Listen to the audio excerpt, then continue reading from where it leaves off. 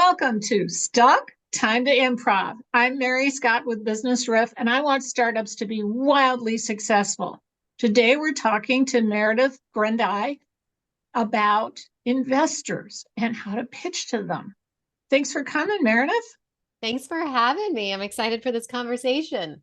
Yeah, now you're a business strategist, correct?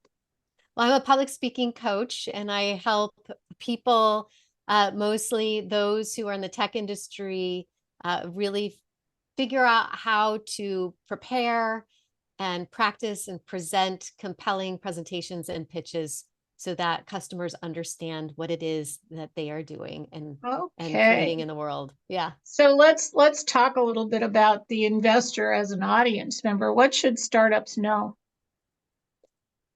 Well, I feel that what gets lost often is when I'm working with people is this story and not being more granular. I feel like a lot of people are afraid to tell too much of their story, thinking either it's going to take up too much time or why do people really care about this?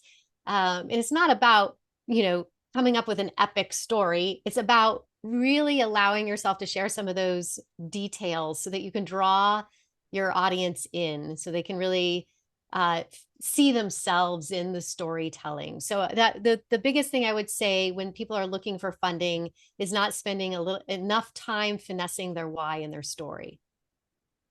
Right. And what startups really need to know is that investors are investing in you Yes. first and Yes. then your product or service. So they need Hmm. to feel confident that you are passionate about it and competent about it, right?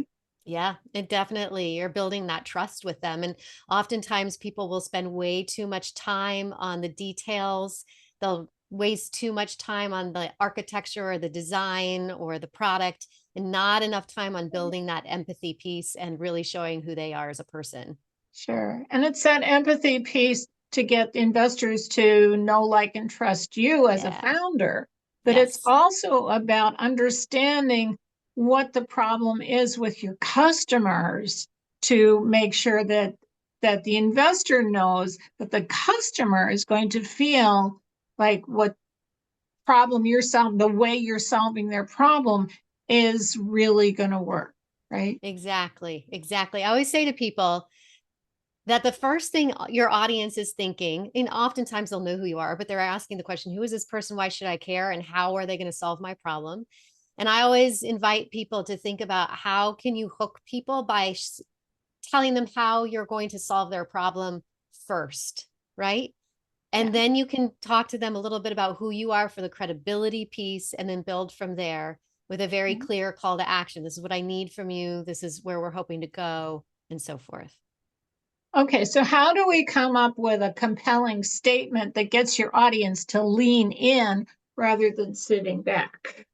Well, you always can start with a hook. Hooks are really great. Places that you can go study hooks, for example, is social media. Those people on social media who are really good at, and when you stop the scroll, it's probably because they've had a really good hook. So pay attention to things like that because they can also transfer into your presentation as well. So for example, one might be, what if you could?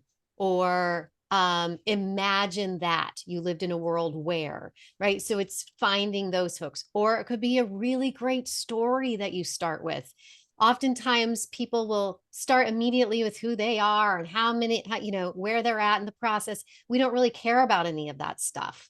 We want to be drawn in. And I use the example of, for those who might be theater goers, if you go and see a production of The Lion King, for example, you would be pretty disappointed if the first thing that happened was like the stage manager just walked on stage or an actor walked on stage and said, "Hey, thanks for coming to the Lion King tonight. You're going to see some puppetry, and as the actors are getting set up, and we're sorry, but there's some stuff going on with the tech. Uh, you'd lose us. We wouldn't pay whatever it is now, $250 a ticket to go see it. Instead, they just open the curtains, the music swells, and the story begins. That's what I want for your pitch or your presentation. Okay. Any other tips you have for startups about presenting? Well, I would say if there's a way to not talk about the whatever it is, the service or product that's in development, but show how, I feel is a lot more effective than just talking about it. Show us, get us involved, is really helpful. Yeah, show somebody using the product Yes. or show a testimonial. Yep. What are some kind of big mistakes that startups make when they're doing a presentation to investors? Not enough practice. Not enough practice, because it's through practice where you start to show the confidence. And if you're not well prepared, it's going to be really difficult to show up fully. Yeah. So it's important to practice in front of a community audience before you get in front of investors. And there's an Yes. organization called 1 Million Cups. There are chapters all over the country. They meet on Wednesday mornings at 9 o'clock, no matter where you are.